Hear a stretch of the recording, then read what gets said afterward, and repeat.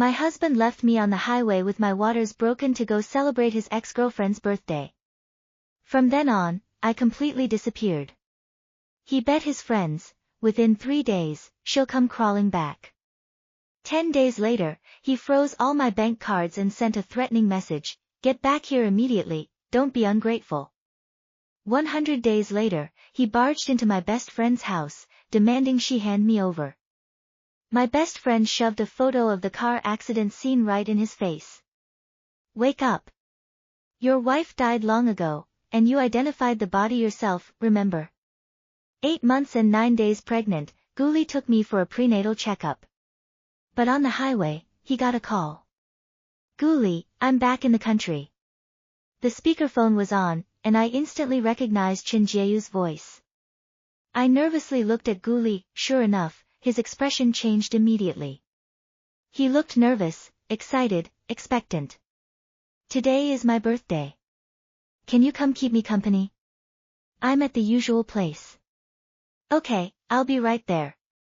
The call ended, and my heart sank to the bottom. "Don't go." Sitting in the passenger seat, I cried and begged him. "Guli, you promised me. You said you would forget about her." Guli's face was full of impatience. "It's just going to her birthday party. What are you crying about?" Maybe sensing my extreme negative emotions, the baby in my belly kicked me. I gasped in pain. "My stomach hurts." Guli glanced at me disdainfully. "Stop pretending. I really do hurt." Guli thought I was faking it and became even more impatient. Ignoring the danger, he slammed on the brakes. "Get out." I couldn't believe it, as if I were truly seeing him for the first time. "Su Yang, get out. Don't make me say it a third time." His face was extremely cold, his tone commanding. From childhood, whenever he spoke to me like this, I knew I had to obey, or the consequences would be unbearably. I got out of the car. My pants were soaked. My water had broken. He stepped on the gas and sped away, rushing to celebrate his ex-girlfriend's birthday. He never looked back at me, standing forlorn and helpless in the heavy traffic, heavily pregnant. Only at this moment did I finally give up. So Guli really didn't love me. I was so foolish, so stupid, so pathetic. I only now admitted the reality. When we were kids, Guli once gave me a candy. It was the most delicious candy I'd ever had in my memory. But thinking back now, it was just a whim, an act of charity. In his eyes, I was no different from a stray dog on the street. I was born an illegitimate child. My father didn't want me, my mother didn't want me. Even my grandparents, who raised me, didn't treat me well. They gave me food but always called me little bastard, and blamed me for ruining my mother's life. No one loved me. Guli gave me the illusion of being loved. He once pulled me out of the mud, forbidding any child from bullying me. He used his allowance to buy me beautiful little dresses, took me to eat fried chicken and hamburgers. Even the first spicy gluten stick I ever ate was shared with me by Guli. Because of this, I willingly followed him, becoming his little shadow, his little sidekick for 20 years. He was always decent to me, just like he was to the group of brothers who hung out with him. He never treated anyone badly. Until one night, 8 months ago, Guli broke up with Chen Jieyu. He got drunk. He kissed me. He slept with me. The next day, he left without a word. I pretended nothing happened and continued being his little shadow. But a month later, I found out I was pregnant. With an uneasy feeling, I told Guli about it. My heart felt split in two. Part of me pessimistically thought Guli would definitely make me abort the child. Another part secretly hoped Guli would allow me to keep it. Guli was silent for a few seconds, then said, "Let's get married." I was stunned. I cried tears of joy. I hugged him, my face a mess of tears. He held my face, half exasperated, half amused, wiping my tears while saying disdainfully, "You look so ugly crying, like a little stray dog on the street." I wrapped my arms around his neck and buried my face in his chest. He laughed, his chest vibrating. Are you that happy to marry me? Happy. So happy. Never been this happy in my life. I stood on tiptoe and kissed him. He didn't, he just looked at me adoringly. At that moment, I really did think he loved me too. But reality isn't a drama. The slap in the face always comes swiftly. No wedding, no honeymoon, not even blessings from both families. Gu Li and I got our marriage license. That was our wedding. After marriage, I found life wasn't as happy as I'd imagined. Gu Li had never gotten over Chen Jieyu. He would always stare blankly at photos or videos of her on his phone. Occasionally, when Chen Jieyu posted on social media, he would look at it over and over for days. I saw all of this, and he made no attempt to hide it. Finally, we started arguing, again and again. Gu Li had always been the one I put on a pedestal. He had no intention of giving in to me. The last time, he, sneering at me, alright, is this?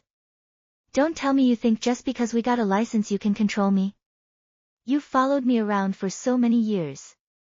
You know better than anyone about me and Chen Jieyu. Yes, I love her. I can't forget her. So what? At that moment, I felt like my heart had been stabbed through. The pain took my breath away. Yeah, no one knew better than me how much Gu Li loved Chen Jieyu. Gu Li was the crown prince of the Gu family. From childhood, he was the school bully, the top student, and as he grew up, he became a force to be reckoned with in his circle. He was so proud, so dazzling. He never bowed to anyone. But in his freshman year of college, he fell in love with Chen Jieyu at first sight and would break every for her. Once, a mortal enemy of Gu Li's kidnapped Chen Jieyu and forced Gu Li to kneel. Gu Li knelt without a moment's hesitation. I was there too, secretly hiding in a corner, calling the police. When they arrived, Gu Li was covered in blood, beaten and disheveled, but Chen Jieyu was unharmed, protected beneath him. Thinking of all the things he did for her over the years, things that made me envious, jealous, and to the point I dared not even recall, my sobs were trembling. Since you love her so much, why did you marry me then? If you hadn't gotten pregnant on your own, do you think I would have married you? He sneered, crushing my dignity. After saying that, he slammed the door and left. I don't know how long it took me to find my breath again. Then I dazedly left that home. I took no luggage, no phone. Like a lost puppy, I wandered the unfamiliar streets. It started to rain. I didn't take shelter. Because I didn't know what the point of taking shelter was. I didn't know what the point of living was, either. Before I knew it, I arrived at the bridge over the river. I fell. The ice-cold river water instantly flooded my lungs. I struggled instinctively, but soon gave up. Dying like this would be fine. But fate had other plans. I didn't die. When I opened my eyes, Gu Li was sitting by my hospital bed. He looked pale and haggard, his eyes bloodshot, his hair a mess, unshaven. Seeing me open my eyes, he quickly took my hand. Yang, you're finally awake. I could tell, at this moment, he was genuinely happy. There was a kind of joy, as if he'd found something lost. I tried to speak, but my throat was painfully dry. He quickly gave me water, then launched into a series of apologies by the bed. Yang, I'm sorry. I shouldn't have said those things to hurt you. I shouldn't have abandoned you alone. I'll never do it again. Don't do anything rash. For the sake of our child, forgive me. I looked down at my 6-month belly. It was still round. The child seemed fine. Gu Li, let's get a divorce. He was stunned, as if he never expected me to say that. Don't talk nonsense. Don't be angry with me. Go find Chen Jieyu. Don't mention her again. He suddenly raised his voice. We won't mention her anymore, ever. I closed my eyes, trying to hold back tears, but they still wet my eyelashes. He gently wiped them away. Little crybaby. You love me to death, and you still dare mention divorce? If we really divorce, will you jump into the river again? None of your business. If not me, then who? I've always been the one taking care of you since you were little. I stopped arguing with him. But he seemed like a changed person, bustling around taking care of me, about the baby in my belly. My frozen heart gradually thawed. I thought maybe he was just scared. After this, perhaps he realized he loved me too. Until I accidentally overheard him on the phone with a friend. He was smoking, saying to the other person, "She's calmed down now. Don't worry, it's fine." I don't know what was said on the other end, but he laughed and cursed, then said in a casual tone, "Even if it were a dog, you'd have feelings for it after raising it for 20 years. Besides, Su Yang is more loyal to me than a dog. She loves me. She can't leave me." I stood frozen behind the door, my hands and feet icy cold. He stubbed out his cigarette, hung up, and when he looked up and saw me, he also froze. This time, I didn't argue or make a scene. I just silently turned and went back to the bedroom. After a while, he came in too. He hugged me from behind and whispered in my ear, in an incredibly gentle voice, "Yang Yang, I love you." It was the first time I heard those 3 words from his mouth, but I could no longer tell truth from falsehood. Don't overthink it. I promise you, I'll treat you well from now on. Isn't your only concern Chen Jieyu? I swear to you, I won't think about her ever again. From now on, my life will only have Yang Yang, okay? I really wished I had the courage to push him away. But after a long silence, all I heard was my own voice saying, "Okay." Gu Li smiled, satisfied. We were reconciled. Looking back now, it was all an illusion. I was just too greedy, too weak, lacking even the courage to face reality. After that, Gu Li went on a business trip for 2 months. Every week, he would video call me once. After confirming that the baby and I were fine, he would go back to his work. I could clearly feel him growing cold again. That was his nature. Since childhood, whenever he made me cry, he would patiently coax me for a while. Once I was better, he would revert to his true colors, continuing to be nasty. But my life was too barren. No one loved me. No one helped me. The candy Gu Li gave, though laced with poison, was still the only sweetness in my life. He was the one person in the world who understood me best. So, he acted with impunity. 2 months later, Gu Li returned. Just in time for my prenatal checkup. He drove me to the hospital. And then came the scene at the beginning. I don't know what was going through Gu Li's mind when he kicked me out of the car. Maybe he really couldn't wait to see Chen Jieyu. Maybe he thought I would still be the same, that even if he abandoned me, I would obediently find my way back and continue clinging to him. But no matter what he thought, this time, I really couldn't go back. I was wrong again. Because when I regained consciousness, I was back by Gu Li's side. But it seemed he couldn't see me. I looked at his watch. 48 hours had passed since he left me on the highway. Even though I didn't want to, I involuntarily stayed close to Gu Li. What was happening? At that moment, Gu Li had just parked his car and, as usual, went to the nightclub where he often hung out with friends. But unlike before, he, who was always the center of attention, wasn't warmly welcomed this time. Everyone present had strange expressions. They exchanged glances silently, but no one spoke. What's up with everyone? You all seem surprised to see me. He said this while sitting down and pouring himself a drink. One of his closest friends, Zhou Sheng, broke the awkwardness. No, man, why are you here? What about your wife? Don't worry, within 3 days, she'll definitely come crawling back. It was that same casual tone, sounding utterly provoking. In the past, his fair-weather friends would have praised him then, calling him a real man, saying he was lucky, that he had his wife well trained. And Gu Li enjoyed that kind of praise, whether genuine or fake. But this time, everyone was eerily silent. Two girls even looked scared pale. Guli was baffled. Don't believe me? Want to make a bet? Zhou Sheng looked at him with a mix of shock and pity. Believe you? Bullshit. One of the girls couldn't stand it anymore and directly threw her drink in Guli's face. Get lost. Go find your Chen Jieyu. You're not welcome here. Guys like you make me sick. Guli had never been humiliated like this in his life. Several men simultaneously blocked the girl, afraid Guli would hit her. But strangely, the hot-tempered Guli seemed stunned by the drink. He said nothing, just stood up and staggered away. He left only one sentence behind, within 3 days, she'll be back. She's never left me. She doesn't dare. Mai followed Guli home. From that day on, Guli never went to see his friends again. He didn't go to the company, nor did he go to find Chen Jieyu. He only did 2 things every day. Drink. And call and text me. Su Yang, where the hell are you? Get the fuck back here now.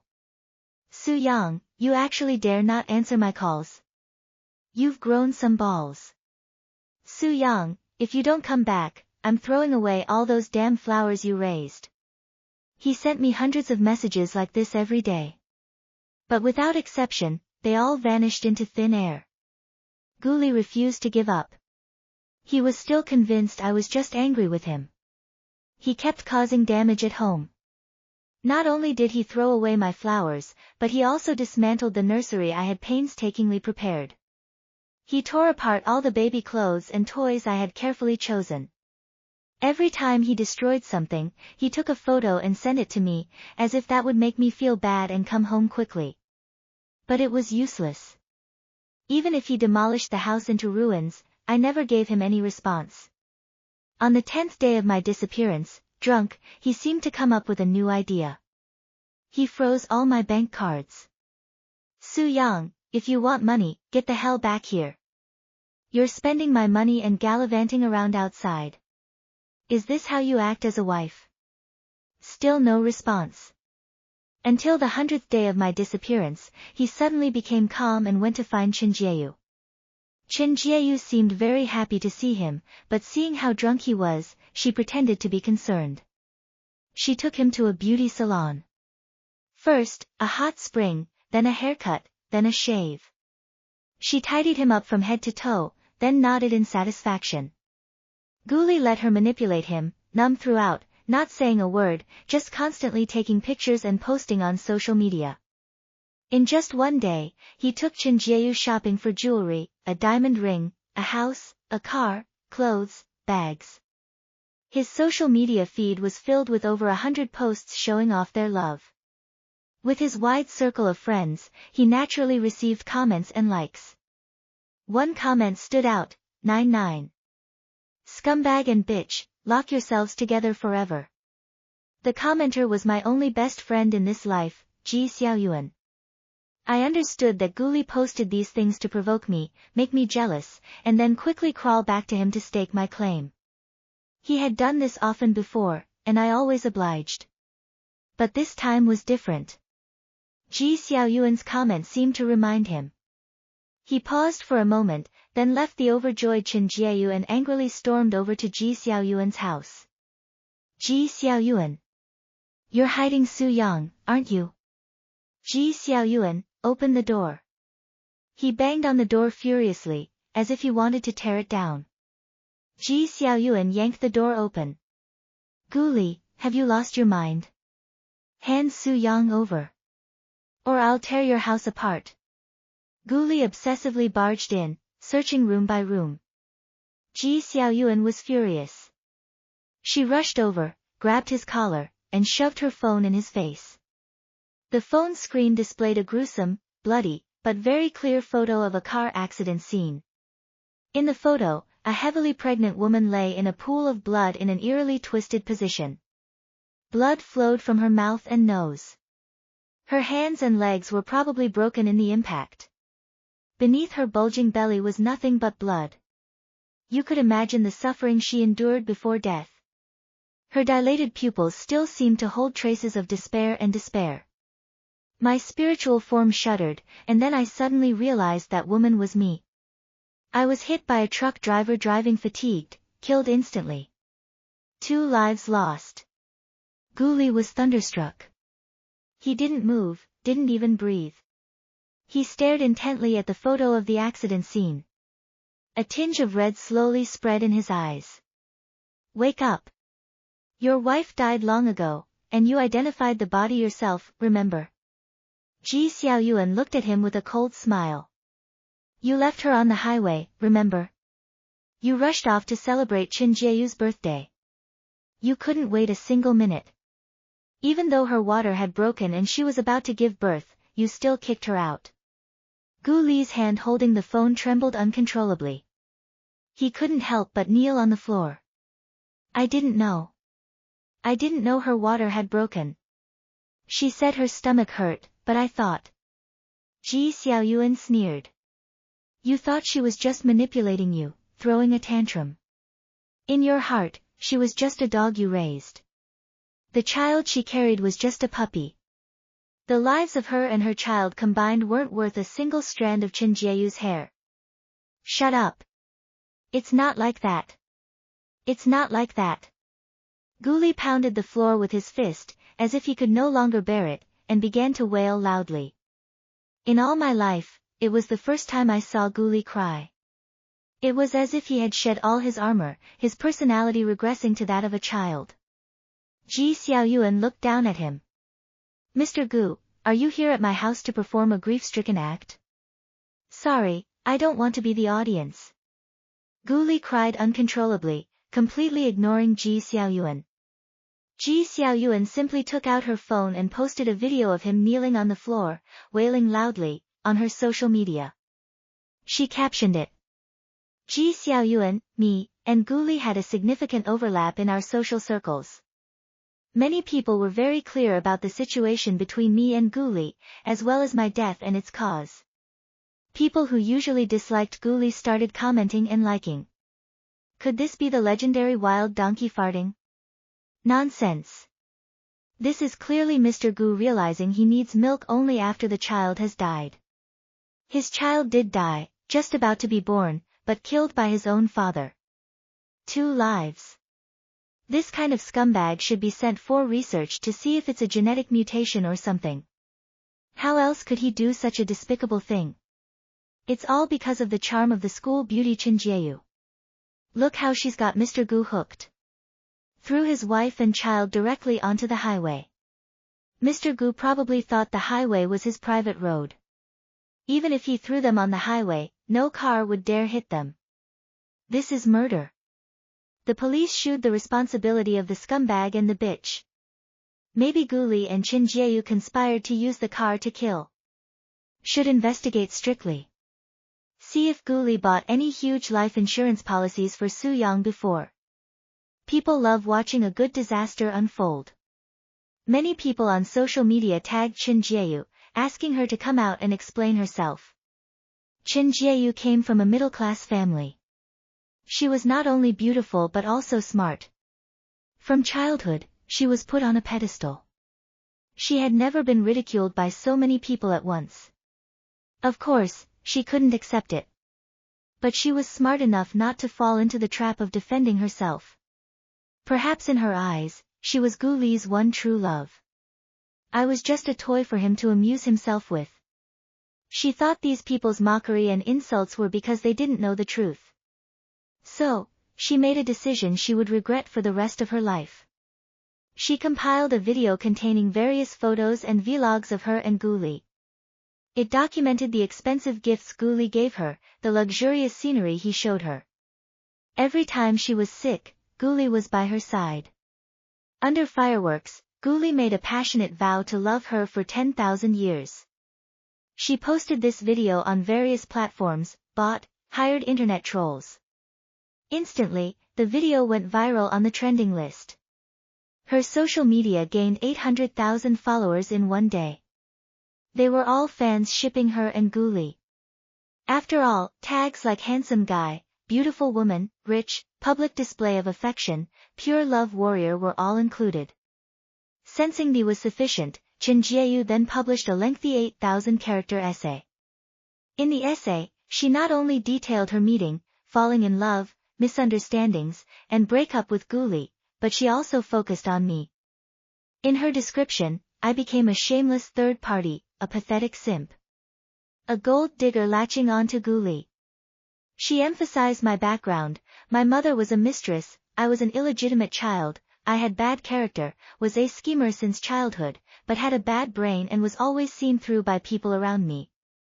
She said I was starved for love because I didn't deserve to be loved by anyone. She also said the reason she and Gu Li broke up was because of me. She had asked Gu Li to cut ties with me, but I used various manipulative tactics to cling to him, which was the direct cause of their breakup. Later, I took advantage of Gu Li when he was drunk, climbed into his bed, and cunningly got pregnant to force a marriage. Gu Li had no choice but to marry me. But after marriage, I was unreasonable and did stupid things constantly, annoying Gu Li to no end. Finally, I quarreled with Gu Li on the highway, jumped out of the car despite the danger, and getting hit and killed was my own fault. 2 deaths were my own fault. Gu Li was devastated by this. But my friends were cyberbullying her and Gu Li. She took things out of context, presented a truth that was 30% true and 70% false, creating a narrative most favorable to her. Ultimately, she me as a vicious supporting female character who brought about her own destruction, harming herself and others. While she and Gu Li were star-crossed lovers reunited after trials. Most importantly, she and Gu Li were suffering cyberbullying because of me. She felt very wronged, and now she was severely depressed. Many fans who didn't know the truth were fooled and took her side. Seeing the comments praising her, sympathizing with her, envying her, she felt elated. Seeing the comments pulling me down, cursing me, attacking me, she felt an uncontrollable satisfaction. The of this matter grew higher and higher, trending on various platforms for 3 consecutive days. Then, her nightmare truly began. She never realized she had messed with the wrong people. The people cursing Gu Li and her in the social media circles fell into 2 categories. The first category were Gu Li's rivals, people with grudges. To be rivals, their strength couldn't be too far apart. Perhaps in the past, Gu Li relied on his family background and luck to repeatedly defeat his rivals in business. But ultimately, they were people of the same circle as Gu Li, and such people, like Gu Li, were people Chen Jieyu couldn't afford to provoke. The second category were Gu Li's friends, but because of my death, they were disappointed in his character and conduct. Like the first category, although they might not have as much money or influence as Gu Li, they were also not short of money. Since they dared to curse Gu Li, it proved they had unilaterally cut ties with him. The common trait of these 2 groups, they were not short of money and were not to be messed with. In these articles, Gu Li and I met in childhood. The fact that he helped me while simultaneously manipulating me was corroborated. On the surface, it looked like I clung to him since childhood. But in reality, Gu Li anyone else to get close to me. Except for Ji Xiaoyuan. She was an exception. Gu Li had no way to control her. From childhood, I could only be desk mates with him, only eat and play with him. He constantly told me that no one loved me, and I didn't deserve to be loved by anyone. So I had to obediently stay by his side. No one else wanted me. In high school, my grades were good. Gu Li's grades were average. To make me attend the same university as him, he drugged my water, causing me to have diarrhea on the day of the college entrance exam and perform poorly. Of course, Gu Li also gave up the option of studying abroad and stayed in China to attend the same university as me. Actually, with his family background, which university he attended didn't matter. He would eventually inherit the family business anyway. But out of selfishness, he clipped my wings and then told me he did it all for me, which was why he stayed in China. At the time, I was so touched. I really thought maybe he liked me too. Why else would he give up going abroad to be with me? Only after death did I learn the truth. How sad and laughable. In college, he strung me along, enjoying my dependence on him and my feelings, while simultaneously dating Chin Jie-yu. He had it both ways, believing I would never escape his control. As for his breakup with Chin Jie-yu, it wasn't because of me. It was because Chin Jie-yu pressured him to marry. He hesitated. After that, Guli drowned his sorrows in alcohol and took the opportunity to sleep with me. My biggest mistake was not pushing Guli away. When I got pregnant, Guli proactively proposed marriage. But after marriage, he didn't fulfill his duties as a husband. He still maintained an ambiguous relationship with Chin Jie-yu. Chin Jie-yu was dumped abroad and came back to Guli. To celebrate Chin Jie-yu's birthday, Guli abandoned his wife with broken waters on the highway. While he was whispering sweet nothings with Chin Jie-yu, I was hit by a truck and shattered. The euphoria she felt before was matched by the misery she felt now. Those fans who had praised her turned against her and started cyberbullying her. Additionally, there was a wave of neutral internet users joining in. They not only cursed her but also dug up everything about Chin Jie-yu from childhood, every family member, every friend, every boyfriend she'd ever had, every fling. People are imperfect. Beneath a seemingly perfect exterior, unimaginable filth might be hidden. Originally, her parents were loving. But netizens uncovered that she wasn't her father's biological daughter. She was the product of her mother's affair with an old flame. Her parents divorced, and her mother was kicked out with nothing. For this, her mother slapped her over 30 times in a row, perforating her eardrum. As for her 17 ex-boy-boys, all rich, relying on their money, they had just as many, if not more, dirty secrets. No one knew before, but now the whole world knew. And her